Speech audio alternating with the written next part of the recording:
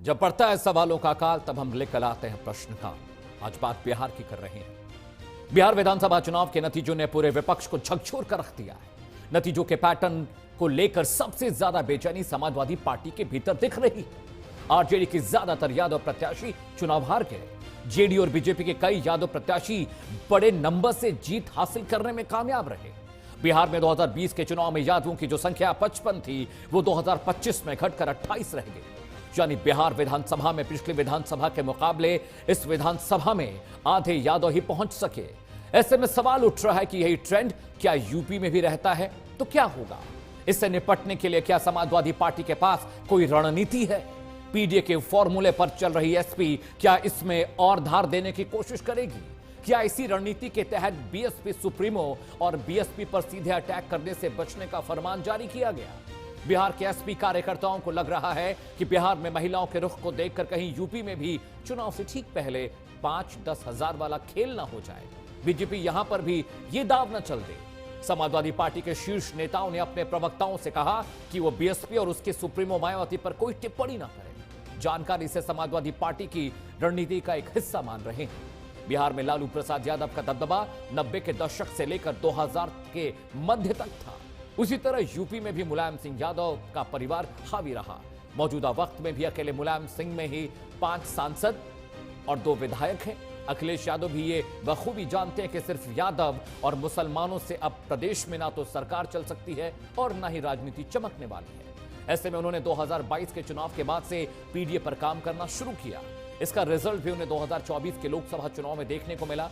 लोकसभा चुनाव में अखिलेश यादव ने सिर्फ अपने परिवार के ही 5 सदस्यों को टिकट दिया और वो जीत हासिल करने में कामयाब रहे। इसमें कन्नौज से अखिलेश यादव, मैनपुरी से डिंपल यादव, आजमगढ़ से धर्मेंद्र यादव, फिरोजाबाद से अक्षय यादव और बदायूं से आदित्य यादव को टिकट दिया गया। विधानसभा की बात करें तो यहां मुलायम परिवार के 2 सदस्य चुनाव जीतकर विधानसभा पहुंचे हैं। समाजवादी पार्टी ने 2012 में करीब 224 सीटों के साथ प्रदेश में पहली बार बहुमत हासिल कर सरकार बनाई, लेकिन 2 साल में ही एसपी अपना जनाधार खोती नजर आई। 2014 में मोदी लहर में एसपी की करारी हार हुई, लेकिन 5 सीटों पर ही सिमटकर पार्टी पहुंच गई। सभी सांसद मुलायम परिवार के थे जो चुनकर जीत कर आए। इस चुनाव में भी समाजवादी पार्टी की रणनीति क्या यही रहने वाली है? अगले 1 घंटे लगातार यूपी में होने वाले 2027 के विधानसभा चुनाव की एबीसीडी उसकी रणनीति पर बात करने जा रहे हैं। लेकिन सबसे पहले अखिलेश यादव की राजनीतिक प्रतिक्रियाओं का दौर, उसके बाद प्रश्नकाल की शुरुआत। जो तैयारी है, सबसे महत्वपूर्ण बात यह है कि भारतीय जनता पार्टी, उनकी सरकार, उनके अधिकारी और चुनाव आयोग मिलकर के ये तैयारी कर रहे हैं कि 2024 में जिन विधानसभाओं में समाजवादी पार्टी जीती है, इंडिया गठबंधन जीता है, उन विधानसभाओं में 50,000 से ज्यादा वोट काट दिया जाए एसआईआर के बहाने। यही यूपी में हो रहा है, यही वेस्ट बंगाल में तैयारी चल रही है।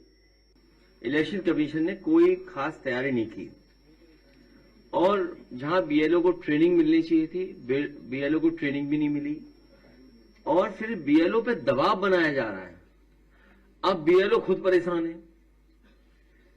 बीएलओ बड़े पैमाने पे परेशान है कि करें क्या।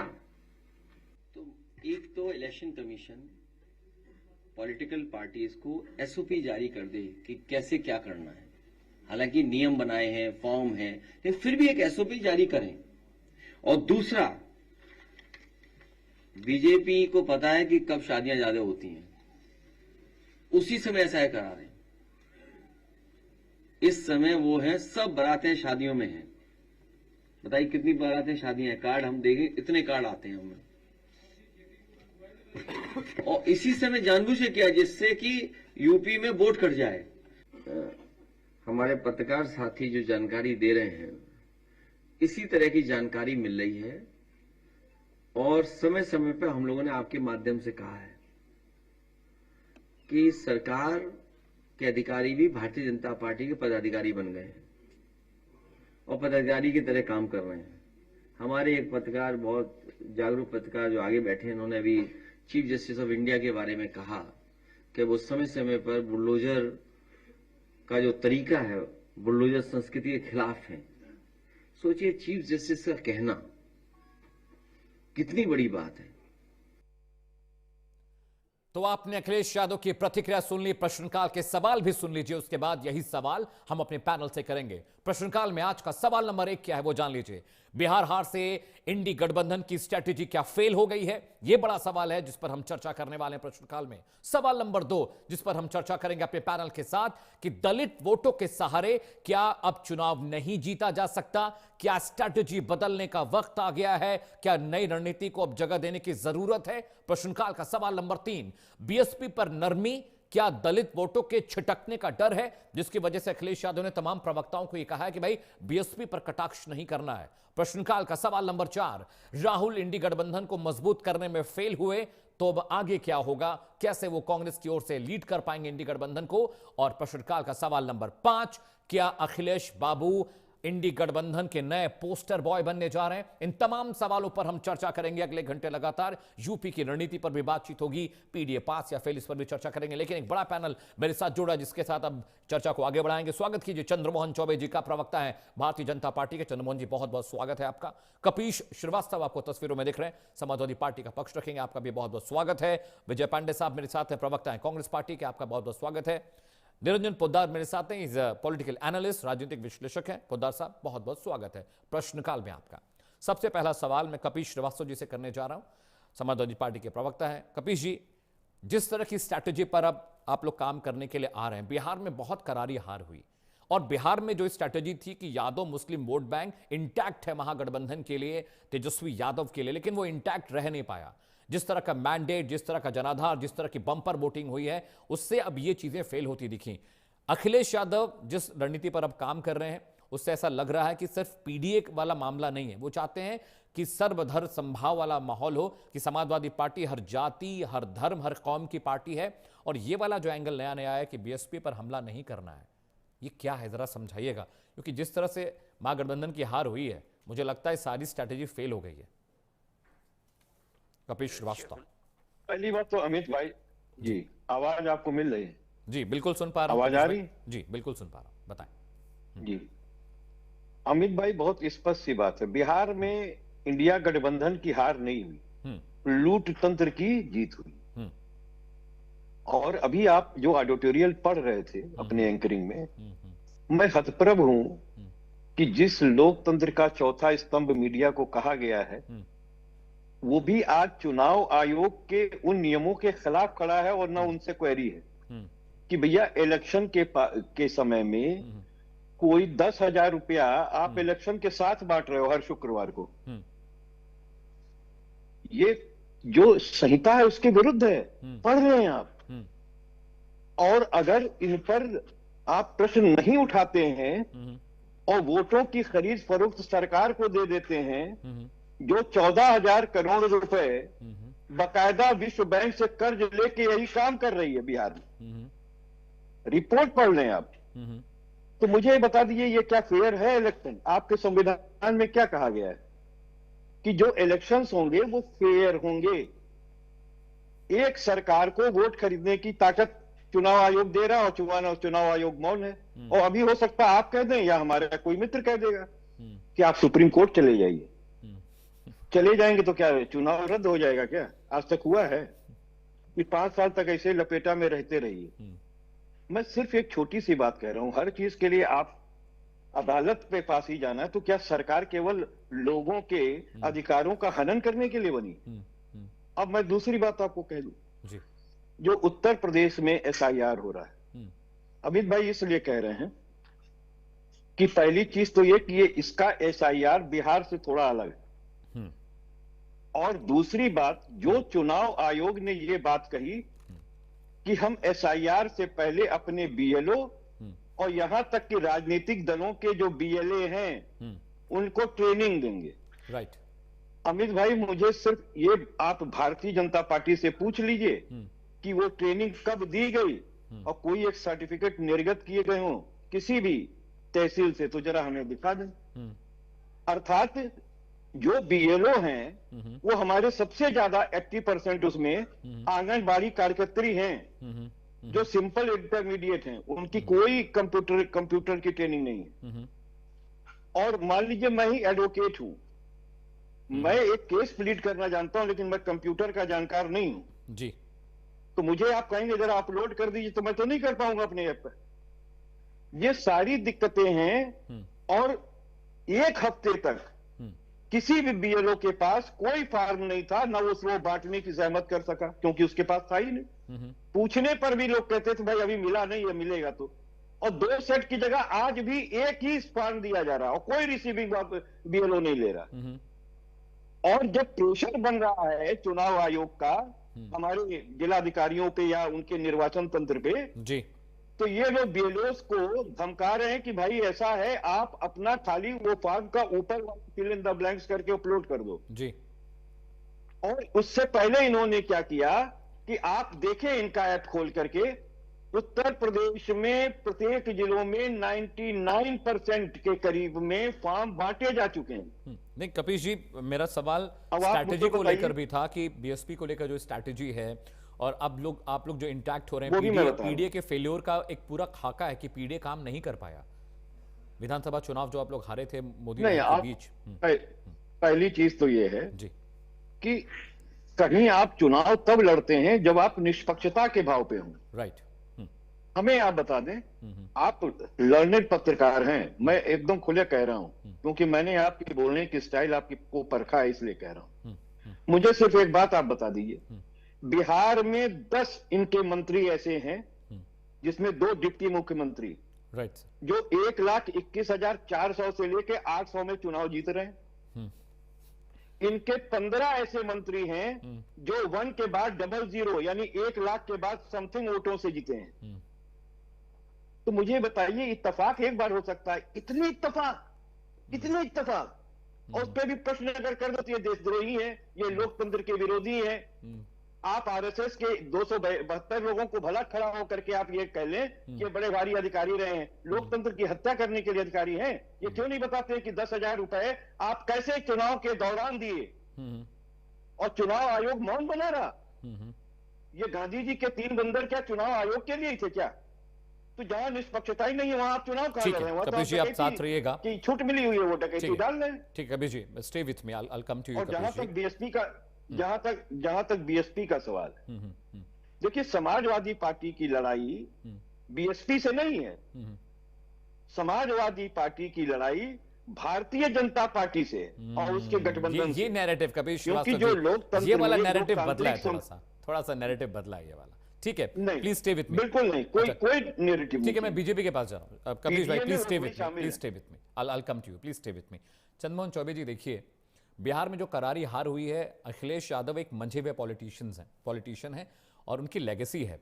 लेकिन अब जो स्ट्रैटेजी में तब्दीलियां आ रही हैं कि पीडीए वाला मामला अब नहीं बनना चाहिए, अब एक ये मैसेज जाना चाहिए कि सिर्फ एमवाई वाली पार्टी नहीं है, ये सभी जाति धर्म की पार्टी है।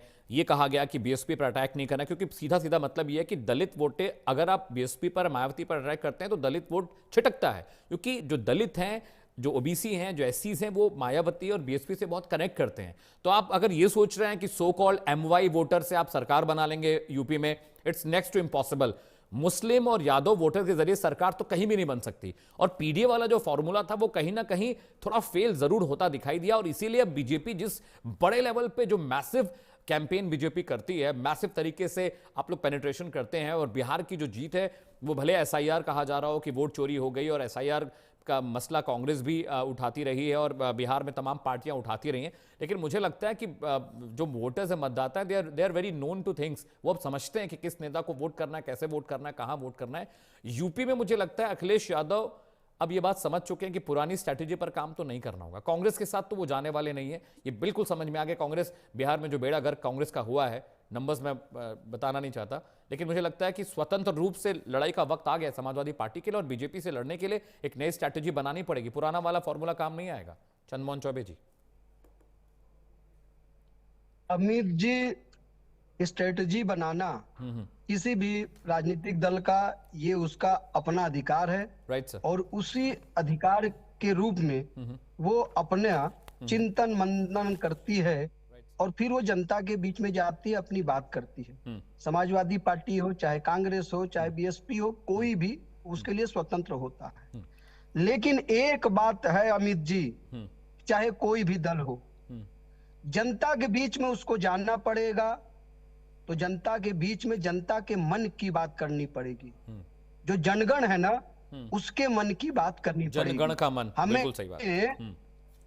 जी, हमें अपने कार्यालय में बैठकर और अपने लोगों के बीच में बैठकर अहंकार के रूप में अपने मन की बात सिर्फ सुनाएंगे जनता को और अन्य लोगों को, तो वो उनकी बात मानने वाली नहीं और ना ही सुनने वाली।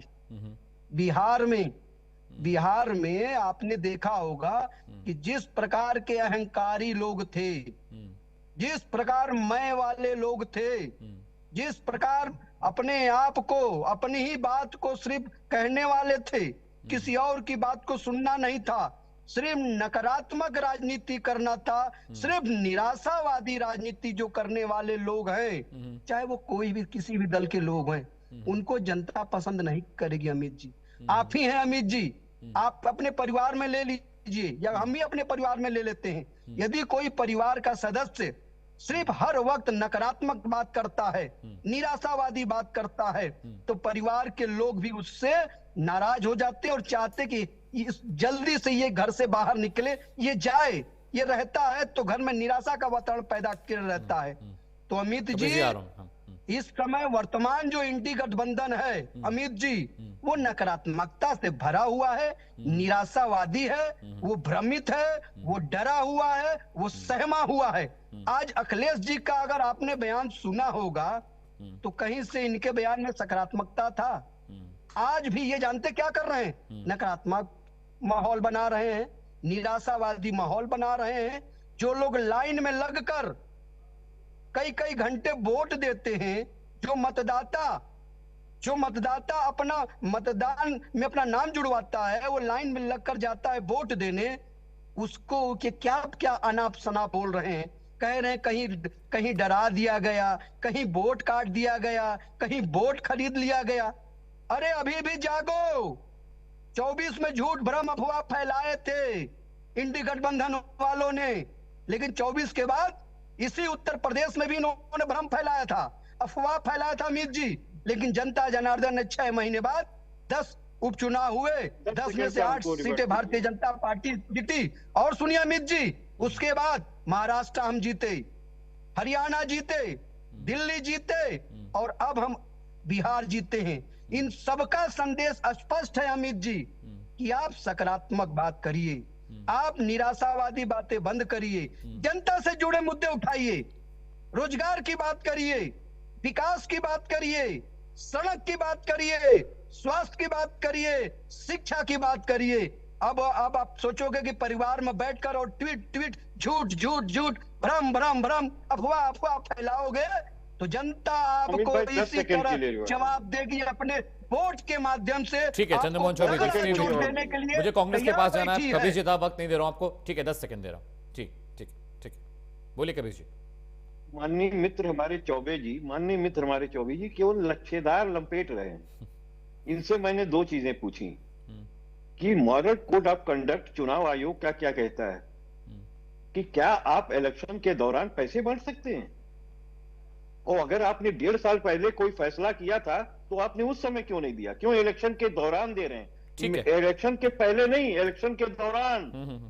तो ये नहीं बता रहे कि वोट खरीद हुआ पार्टी कौन है, नकारात्मक कौन है, नकारात्मक। अरे लोकतंत्र के लुटेरे हो, कहते हो कि ठीक है विजय पांडे जी, ठीक, Kabir ji, I'll come to you. पकड़ी जा रही है, 19 लाख ईवीएम गायब है, अभी तक बरामद क्यों नहीं? ठीक है, I'll come to you. 19 lakh विजय पांडे जी कांग्रेस के प्रवक्ता है, उनके पास जा रहा हूँ। क्लियर के अंदर कबीर जी, ठीक है, I'll come to you. Kabir ji, I'll come to you. Stay with me. विजय पांडे जी मेरे साथ है, कांग्रेस प्रवक्ता है। विजय जी, अब बिहार में क्या ही डिस्कस करने के लिए आपके साथ है, तो बिहार तो छोड़ ही दीजिए। यूपी में कमोबेश कांग्रेस एक वक्त था कि बहुत मजबूत पार्टी के रूप में थी और कहा जाता था कि यूपी कांग्रेस का गढ़ है एक वक्त में, और आप लोग इस तरह से वहां पर कम होते जा रहे हैं, इस तरह से आप लोग वहां पर जनाधार खोते जा रहे हैं। बिहार में भी आपने स्ट्रेटजी देखी ली, 20 रैलियां राहुल गांधी ने की और कितने नंबर्स आए, 19 से घटकर 6 पे आ गए। यूपी में क्या इस स्थिति में कांग्रेस आपको लग रही है कि महागठबंधन के एलआई के रूप में आप समाजवादी पार्टी के साथ वहां पर फाइट कर पाएंगे, या आपको लगता है कि बीजेपी जो मैसिव स्ट्रैटेजी के साथ आ रही है, आपको कुछ बड़ा, कुछ बहुत बृहद, कुछ ह्यूमंगस करना पड़ेगा विधानसभा चुनावों के लिए? आप किस स्ट्रैटेजी पर काम कर रहे हैं, आपका क्या प्लान है सर? विजय पांडे जी।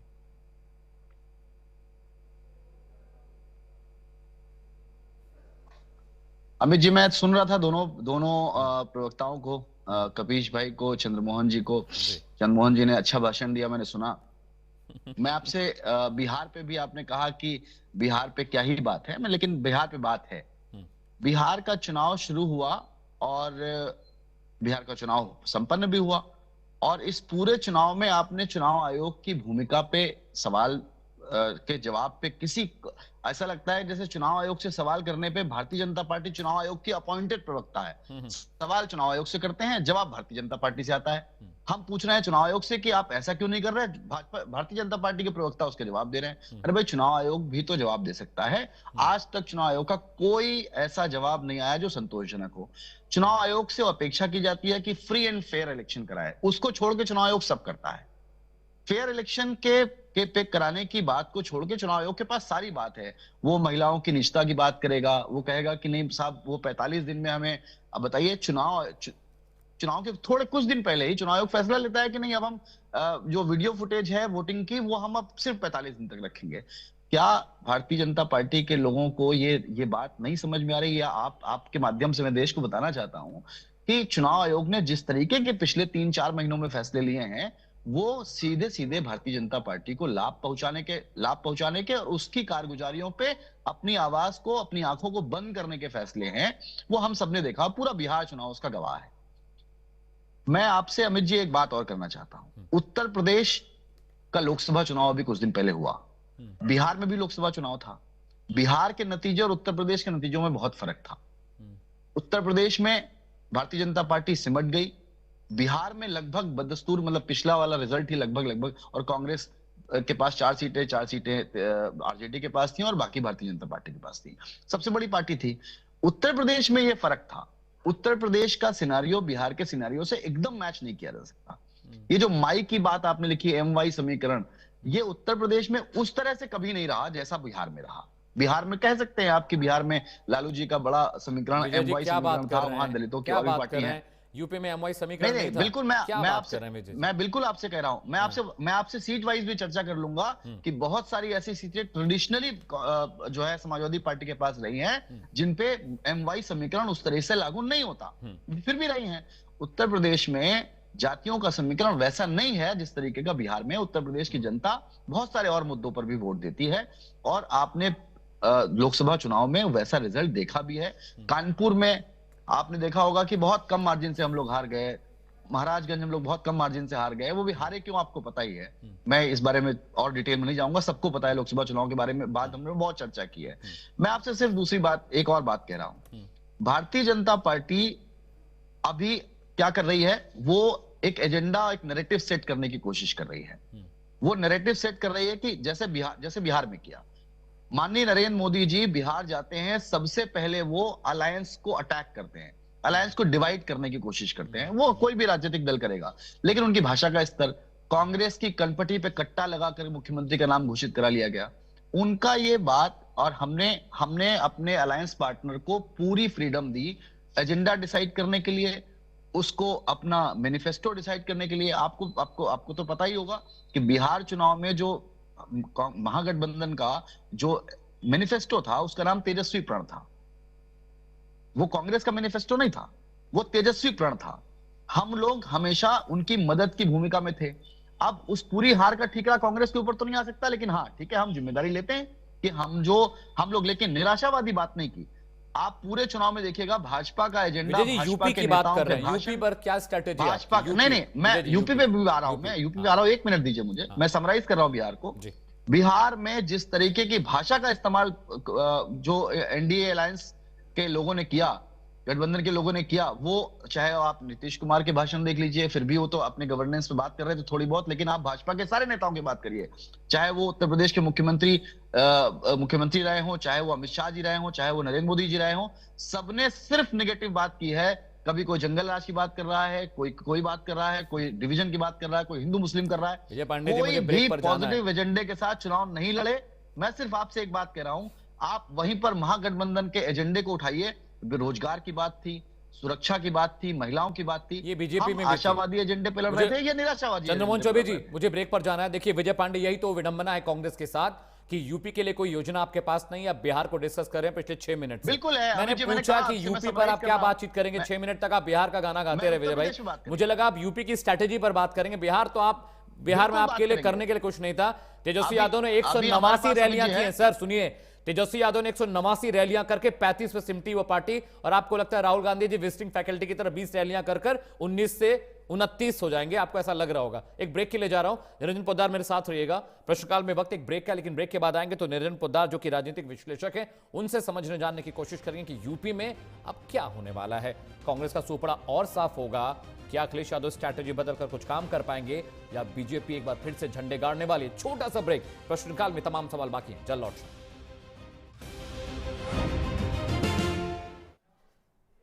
प्राइम न्यूज पर आप प्रश्नकाल देख रहे हैं। यूपी विधानसभा में होने वाले चुनावों को हम लेकर चर्चा कर रहे हैं। अखिलेश यादव की स्ट्रैटेजी डिस्कस कर रहे हैं।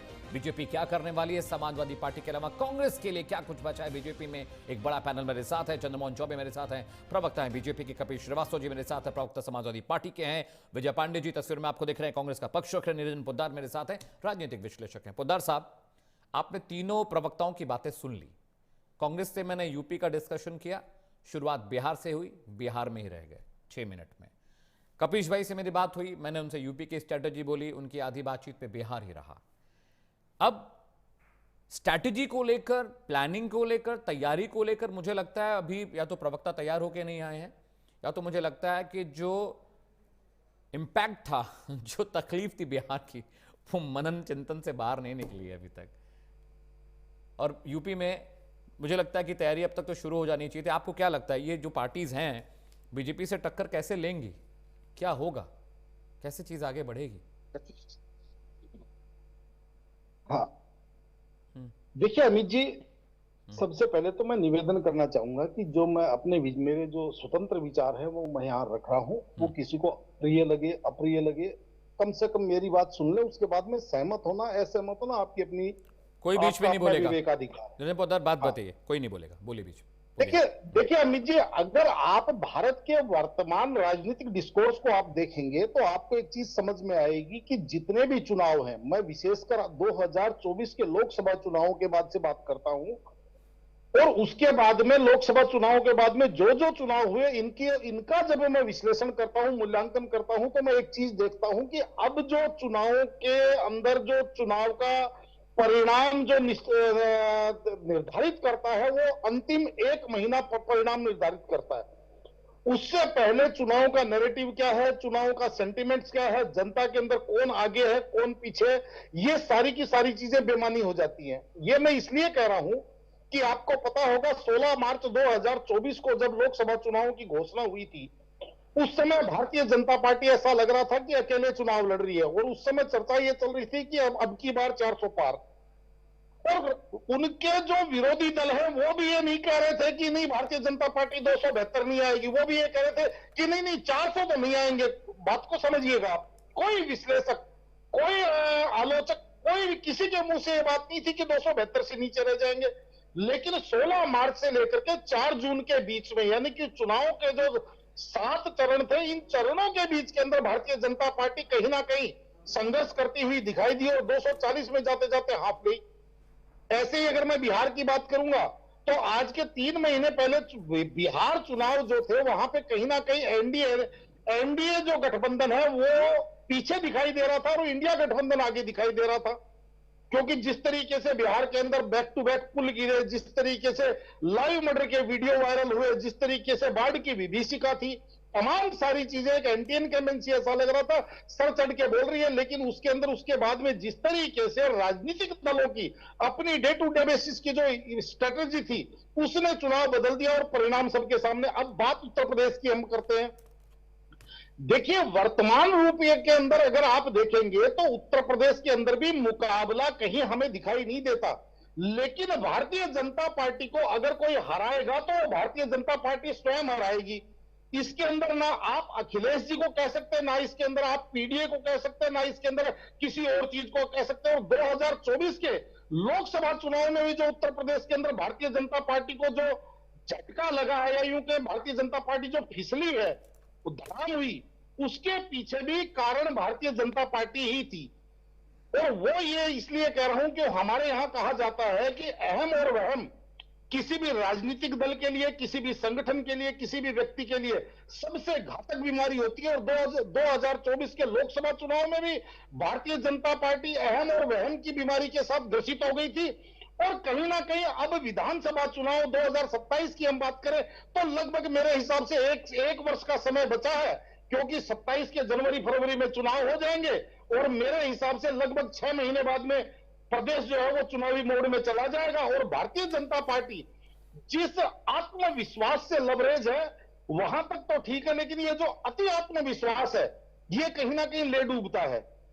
और जिस तरीके से भारतीय जनता पार्टी के अंदर कहीं ना कहीं एक अंतर, जिसको कहते हैं भीतर घात वाली जो परिस्थिति है, वो भी भारतीय जनता पार्टी के लिए मुसीबत का सबब बन सकती है।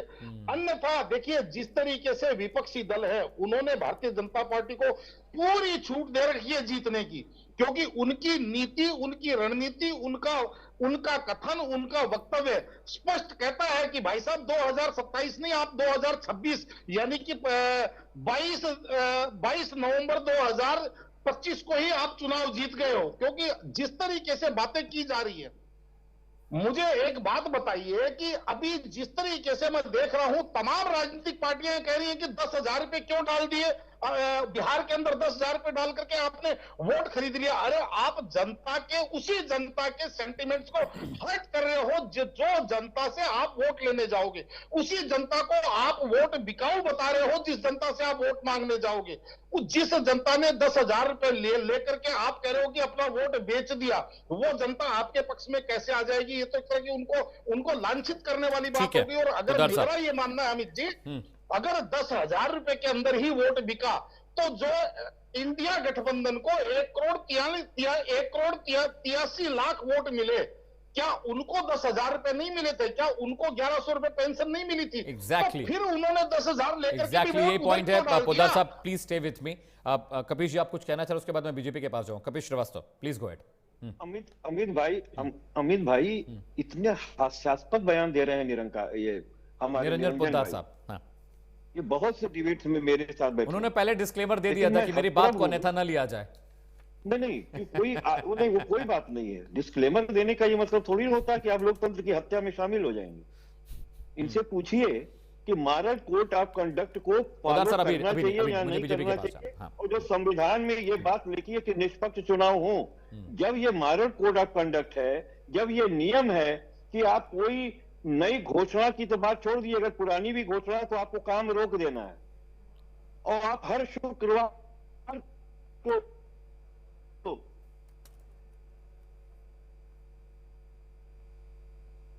अमित जी टाइम दीजिएगा थोड़ा सा। हाँ मैं आऊंगा आपके पास, आऊंगा। कपिश जी बात पूरी करिए। अरे भाई नहीं, क्या मैं बोलूं? हाँ बोलिए, बिल्कुल बोलिए। मैं ये कह रहा हूं कि जो आपकी घोषणा है वो आप हर माने इलेक्शन के दौरान आप हर शुक्रवार को 10,000 रुपए रिलीज कर रहे हैं और आपने ये हत्या की है लोकतंत्र की। और पोद्दार भाई ताज्जुब हो रहा है कि आप जैसा पढ़ा लिखा इंसान अगर इस तरीके से बात करेगा तो इस देश का लोकतंत्र कहां सुरक्षित है? आप हमें बताओ ये नियमावली है कि नहीं है? और देश के अंदर एक संविधान है, संविधान के तहत निष्पक्ष चुनाव है क्या? आप वो सरकार जो मुझे बीजेपी के पास जाना है, 10,000 करोड़ का आता हूं। निरंजन जी मैं आता हूं। जो शराबबंदी के दौरान 50,000 करोड़ का लाभ माफियाओं को दे रही है, जो चूहों को शराब पिला रही है और चूहे सड़क खोद के गिरा रहे हैं और पुल गिरा रहे हैं, पलायन आपसे रुका नहीं, रोजगार आपसे दिया नहीं गया। कपिश जी मेरा एक सवाल, ये कौन सा current Kapish ji I understand your point, आप गरीबी का लाभ उठाना चाहते हैं, इसका मतलब ये है। Kapish ji I understand your concern. ठीक है निरंजन भाई मैं आपके पास आ रहा हूं, मुझे बीजेपी के पास जाना। I will come to you please. आप चंद्रमोहन चौबे जी मुझे गलगलडिठाई करेंगे आप। ठीक है चंद्रमोहन चौबे जी, ये गलगलडिठाई वाली बात है। ठीक है चंद्रमोहन चौबे जी मेरा एक सवाल है, उसके बाद आप कंक्लूड करिएगा अपने प्रतिद्वंद्वियों को भी। मेरा एक सवाल है कि 10,000 रुपए अकाउंट में गए, जंगल राज है, पुल गिर रहा है, शराब दरवाजे बिक रही है, सड़कें नहीं है, स्कूल नहीं है, अस्पताल नहीं है, क्या बिहार की जनता अंधी, लूली और लंगड़ी है? उसको नहीं दिख रहा था? अगर बीजेपी इतनी नकारा पार्टी थी, एनडीए इतनी नकारा पार्टी थी, तो फिर क्या ये 10,000 रुपए जो महिलाओं के अकाउंट में गए हैं, क्या वो सिर्फ उसी के जो बीजेपी की वोटर थी? वो तो उसमें भी गया, जो एसपी की वोटर थी या जो आरजेडी की वोटर थी या जो जेएमएम की वोटर थी या जो कांग्रेस की वोटर थी, हर महिला के अकाउंट में गया है ना। ऐसा तो नहीं कि आपने गला पकड़ के वोट करवा लिया सबसे। और दूसरी बात ये भी मैं पूछ रहा हूं कि अगर वहां जंगल राज है, वहां पे हत्याएं हो रही हैं, सड़कें खराब हैं, चूहे वहां पर शराब पी रहे हैं, तेल पी रहे हैं। Kabir ji, not in minute, Kabir ji, let me ask Chandramohan ji, Kabir ji बीच में नहीं, कबीर जी बीच में नहीं। तो अगर बिहार की जनता क्या मूर्ख है क्या? मुझे तो ये लगता है कि बिहार की जनता पॉलिटिकल बहुत अवेयर है, उसके बावजूद आप लोग जीत कर आते हैं, तो ये विपक्ष को एक्सेप्ट करने में क्या प्रॉब्लम है कि आपसे नहीं हो पाया, आप कन्विंस नहीं कर पाए पब्लिक को, आपका मैसेज पब्लिक के जहन में नहीं पहुंचा, आप बुरी तरह हारे हैं। तेजस्वी यादव 150-200 रैली करने के बाद 35 पर सिमट गए, तो इसका मतलब यह कि आप बीजेपी के खराब काम को जनता को नहीं समझा पाए, ये आपका फेलियर है। एक्सेप्ट करने में क्या प्रॉब्लम है? एसआईआर इसी पर खाली बहस होती है। एसआईआर का मुद्दा छोड़ के भाग गए, कांग्रेस भी भाग गई छोड़ के बिहार में एसआईआर का मुद्दा, और समाजवादी पार्टी भी छोड़कर भाग गई, सब छोड़कर भाग गए। चंद्रमोहन चौबे, कबीर जी मैं आपके पास आता हूं। चंद्रमोहन चौबे, अमित जी, हमने पहली पारी में ही जब आपने हमसे पहले प्रश्न किया था, हमने उसमें कहा कि देखिए आप नकारात्मक बातें मत करिए, आप निराशावादी बातें मत करिए, सिर्फ आरोप मत लगाइए, जनता के मन की बात करिए, जनगण के मन की बात करिए। जनगण ही लाइन में लगकर, मतदाता 2-2 घंटे 3-3 घंटे लाइन में लगकर अपना मत देता है। बिहार में सुनिए अमित जी, सुन रहा हूं सर, एक जगह पोलिंग नहीं हुई, एक गोली नहीं चली। देखिए कितने बढ़िया से लोकतंत्र का पर्व, कितने बढ़िया से लोगों ने वहां मनाया। लेकिन कबीर जी सुनिए, कबीर जी बात पूरी करने दीजिए, वो आपके बीच में नहीं बोले थे। कपिल श्रीवास्तव जी आपके बीच में वो नहीं बोले। सुनिए कपिल जी, आपके बीच में कोई नहीं बोल रहा था, सुनिए थोड़ा, let's respect each other. Sir please respect. Sir सुनिए, नेता लोकतंत्र की हत्या रोज कर रहे हैं, नेता आपकी पार्टी के भी, बीजेपी के भी, कांग्रेस के भी, सभी पार्टियों के रोज हत्या हो रही है लोकतंत्र की, उसकी बात मत करिए। लेकिन सुन लीजिए कबीर जी, एक बार में आपके बीच में कोई नहीं बोल रहा था, आप बात फेडर डाउन करिए, इनको समझ में नहीं आ रहा अगर तो फेडर डाउन करिए। कबीर जी शांत रहिए, स्टे विद मी, आपका मौका आएगा मैं आपको बोलने को दूंगा। चंद्रबाबू जी, चंद्रमोहन जी अपनी बात पूरी करिए। कबीर जी मैं आ रहा हूं, रिलैक्स। अमित जी देखिए, आप समाजवादी पार्टी की भाषा, उनकी शैली, उनका संस्कार अपने चैनल पर भी देख रहे हैं, और यही संस्कार लेकर, यही भाषा लेकर, यही नकारात्मक बातें, यही निराशावादी बातें लेकर ये लोग मंच पर जाते हैं, जनता के बीच में जाते हैं, और जनता इनको उसी तरह जवाब देती है, कहती है कि हमारे विकास की बात करो भाई, हमारे शिक्षा की बात करो भाई, हमारे स्वास्थ्य की बात करो भाई, सड़क की बात करो भाई, बिजली की बात करो भाई। जो नीतीश जी ने किया है, जो एनडीए की सरकार ने किया है, जो माननीय देश के यशस्वी प्रधानमंत्री नरेंद्र मोदी जी ने दिया है, 10 लाख का बीमा, 10 लाख का बीमा। अरे भाई बीच में क्यों? अरे लोकतंत्र सुनिए, आपके दल में तो लोकतंत्र नहीं है कपीस जी, चैनल पर लोकतंत्र को जीवित रहने दीजिए।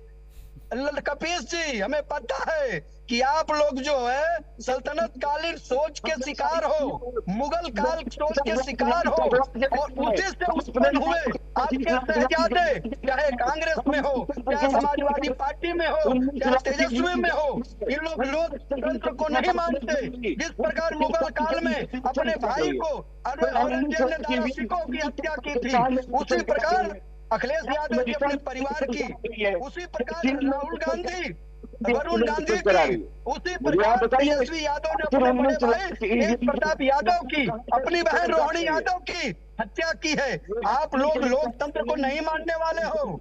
बिहार की जनता जहां से वैशाली से, जिस वैशाली से गणराज्य बना था, उन्होंने वहां लोकतंत्र को माना, वहां पर उन्होंने लोकतंत्र को पुनर्स्थापित किया, और आपके झूठ, आपके अफवाह, आपके डर को उन्होंने नकार दिया। आप जाते हो शहाबुद्दीन के लड़के का जिंदाबाद करते हो। विजय पांडे के पास जा रहा है, कांग्रेस प्रवक्ता है विजय पांडे। विजय जी एक सीरियस सवाल मैं आपसे अमित जी, मैं विजय जी, मेरा एक सवाल, मेरा सवाल ले लीजिए फिर आप ऐड करिएगा, मेरा सवाल ले लीजिए फिर आप अपनी बात ऐड करिएगा। विजय जी, मैं ये कह रहा हूं कि मैं बहुत सीरियस डिबेट करने के लिए आया हूं। मैं यूपी की स्ट्रैटेजी पर बात कर रहा हूं। हम लोग बिहार क्यों डिस्कस कर रहे हैं? मैं आपसे पूछ रहा हूं कि यूपी में कमोबेश कांग्रेस की स्थिति बहुत अच्छी नहीं थी, ना विधानसभा चुनाव में, ना लोकसभा चुनाव में। प्रियंका गांधी भी वहां पर आई, राहुल गांधी ने पूरा जोर लगाया, लेकिन कुछ बात नहीं बनी। मैं कांग्रेस के उत्थान की बात कर रहा हूं, रिकार्नेशन की बात कर रहा हूं, रिकंस्ट्रक्ट होने की पार्टी की बात कर रहा हूं। उस पर बात करते हैं। बिहार में जो होना था हो गया है। बिहार डिस्कस करके डिबेट का क्या है, मूड खराब कर रहे हैं हम लोग। बिहार बिहार बिहार, अरे बिहार में बहुत बुरी तरह आप लोग हारे हैं, और अच्छा योद्धा वही है जो एक्सेप्ट करे अपनी हार को और नई स्ट्रैटेजी के साथ आगे बढ़े। बिहार छोड़िए, यूपी का स्ट्रैटेजी बताइए ना विजय पांडे, क्या कर रहे हैं यूपी के लिए, क्या करने वाले हैं आप लोग यूपी के लिए बताइए। अमित जी, मैं एक कमेंट के साथ शुरू कर रहा हूं। मैं उत्तर प्रदेश की ही बात करूंगा, बिहार की बात नहीं करूंगा। मैं सिर्फ एक बात कह रहा हूं कि आप जिस तरीके से चंद्रमोहन चौबे जी कह रहे हैं कि हम लोग सल्तनत कालीन और ये वो दुनिया भर के आरोप लगाए, मैं सिर्फ इतनी बात कह रहा हूं कि हम लोग भविष्य की बात कर रहे हैं लगातार। राहुल गांधी देश के भविष्य की बात कर रहे हैं, राहुल गांधी देश के आर्थिक ढांचे की बात कर रहे हैं, राहुल गांधी भविष्य में आने वाली कठिनाइयों और परेशानियों की बात कर रहे हैं। और भूतकाल की बात कौन कर रहा है? भाजपा के सारे नेता। सिर्फ मंदिर खोदो, पुराने जमाने में क्या हुआ था, मैं सिर्फ ये बात कर रहा हूँ। यूपी की बात करते हैं। मैं आपसे अमित जी कह रहा हूं, उत्तर प्रदेश में हम लोगों ने पिछले, कांग्रेस अपनी तैयारी की, मैं अपनी तैयारी और स्ट्रेटजी बता रहे हैं हम लोग उत्तर प्रदेश में पिछले साल हमने अक्टूबर से शुरू किया। हम लोग उत्तर प्रदेश में अपने संगठन को रिफॉर्म और रिस्ट्रक्चर कर रहे हैं। हमने अपने पूरे संगठन में जिले से लेकर के और ब्लॉक लेवल और मंडल स्तर तक हमने अपने ऑर्गेनाइजेशन को दुरुस्त किया है। हम लोगों के यहाँ 30 नवंबर तक का टारगेट था कि हम अपने बूथ पूरे करेंगे, और हमने, और तब तक एसआईआर आ गया। अब एसआईआर आ गया, एसआईआर के हिसाब से हम लोगों की, चूंकि इतनी जल्दी नोटिफिकेशन एसआईआर का और इतनी जल्दी इंप्लीमेंटेशन, ये हम लोगों के समझ के परे था। बिहार चुनाव खत्म हो रहा था, हमको लगा था कि बिहार चुनाव खत्म होगा, इसके बाद एसआईआर आएगा। एसआईआर की जल्दी बहुत है, क्योंकि एसआईआर एक्चुअली इनके लिए कोई इलेक्शन कमीशन की प्रक्रिया नहीं है। भाजपा एसआईआर से बहुत खुश है, क्योंकि भाजपा एसआईआर समझती है सिंगल इमेज रूल। जैसा भाजपा में सिंगल इमेज रूल है, चाहे वो उत्तर प्रदेश में मुख्यमंत्री आदित्यनाथ हो या केंद्र में नरेंद्र मोदी जी हो। नरेंद्र मोदी का ही पोस्टर पूरे देश में दिखेगा, चाहे कोई डिपार्टमेंट हो, चाहे कोई आयोग हो, कोई सिफारिश हो, नरेंद्र मोदी जी पोस्टर बॉय हैं। नरेंद्र मोदी जी के अलावा इनके पास कोई नहीं है, और ये डेमोक्रेसी की बात कर रहे हैं। सिंगल इमेज रूल लाना चाहते हैं पूरे देश में, सिंगल पार्टी रूल लाना चाहते हैं, सिंगल पार्टी सिस्टम लाना चाहते हैं। डेमोक्रेसी की बात तो इनके लिए बेईमानी है। हम लोग इस देश के डेमोक्रेटिक ढांचे को बचाने की कोशिश कर रहे हैं, और उसके लिए लगातार लड़ रहे हैं। चाहे वो एसआईआर पे जवाब देने की बात हो, या एसआईआर के पीछे इनकी मंशा। आज ही आप उत्तर प्रदेश के मुख्यमंत्री ने एसआईआर पे क्या स्टेटमेंट दिया? अगर एसआईआर चुनाव आयोग का मामला है, तो उत्तर प्रदेश के मुख्यमंत्री टिप्पणी क्यों कर रहे हैं इस पे? उत्तर प्रदेश के लखनऊ के मेयर गली गली घूम करके बांग्लादेशी आइडेंटिफाई कर रही है। सिर्फ मुसलमान के नाम पे बांग्लादेशी, मुसलमान देखिए, घुसपैठिए के नाम पे इनका टारगेट है मुसलमान को ऑफेंड करना। इसके अलावा और कोई टारगेट नहीं है। उस उत्तर प्रदेश के चुनावी एजेंडे को हिंदू मुस्लिम चुनावी एजेंडे में बदलना।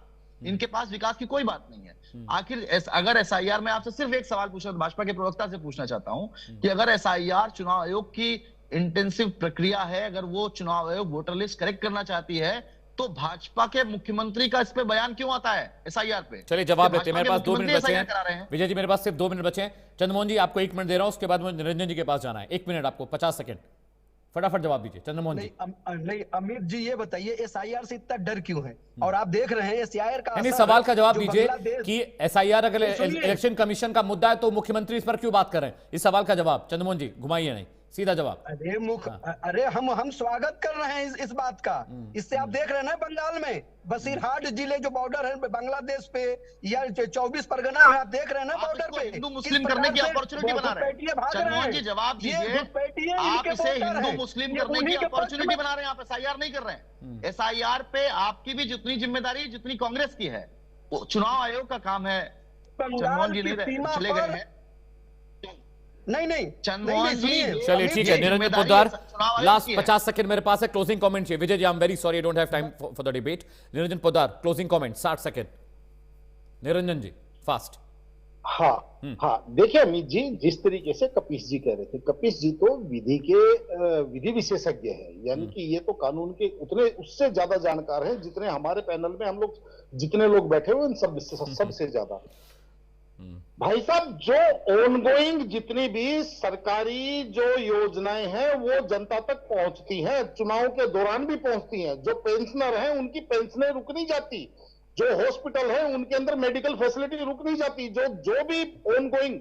और जिस तरीके से सरकार ने इसको आचार संहिता लागू होने से पहले इस योजना की घोषणा, ठीक है, थैंक यू सो मच। बहुत बहुत माफी चाहता हूं, डिबेट में बिल्कुल वक्त नहीं बचा है। निरंजन पोद्दार बहुत बहुत शुक्रिया। विजय पांडे जी कांग्रेस का पक्ष रखे थे, उनका भी बहुत बहुत शुक्रिया। कपिल श्रीवास्तव जी समाजवादी पार्टी से थे, उनका शुक्रिया।